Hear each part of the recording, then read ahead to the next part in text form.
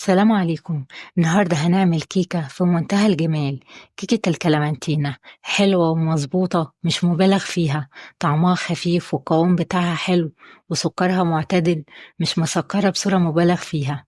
وبسيطة وسهلة جدا. نبدأ بالمقادير. هنعملها كلها في الخلاط.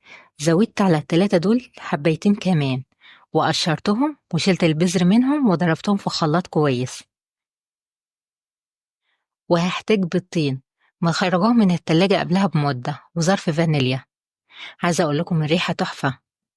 زودت عليهم كوباية سكر، وزودت عليهم 3/4 كوباية زيت. بضربهم كويس في خلاط،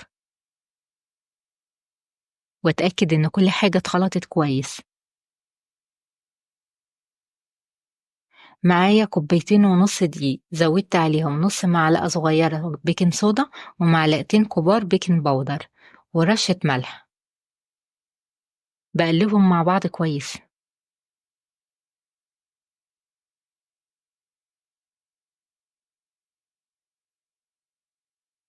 هصب عليهم العصير، وكده الكيك بقى جاهز معانا. بقلبهم كويس. شايفين قوام الكيك عامل ازاي؟ مفهوش اي تكتلات ولا فتافيت. واذا الخلاط بتاعكم كان ضعيف ممكن تصفيها اذا كنتي حابة. لون الكيك وريحته تحفة حلوة جدا. هصب الكيك في صينية محضراها بورقة خبز، واديتها مسحة سمنة. بملى قالب الكيك 3/4 أو نص القالب، مش للآخر. المقادير اللي عملتها كفة صينية وقالب كيك. بدخلها فرن متسخن درجة حرارته 180 مئوية في الرف اللي في النص. أخدت مني 20 دقيقة لحد ما أخدت لون ذهبي، وأحط فيها عود أسنان يطلع نظيف. ممكن تتاكل زي ما هي كده، أو ممكن نزينها تزيين بسيط. معايا كوباية حليب ومعلقة كبيرة نشا، وزيها معلقة كبيرة سكر، ورشة فانيليا. بقلبهم على البارد وأحطهم على النار لحد ما يتقلوا.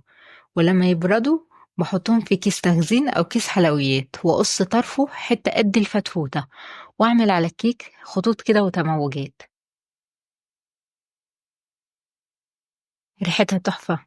شايفين قوامها عامل ازاي؟ فلافي وحلوة وخفيفة، مش طالعة مكتومة. واتنفخت قوي وبقت اسفنجية، وفي نفس الوقت لونها وريحتها جامدة جدا. وبالهنا والشفا لكل اللي هيجربها. ومادام وصلتوا معايا لآخر الفيديو يبقى انتم مهتمين.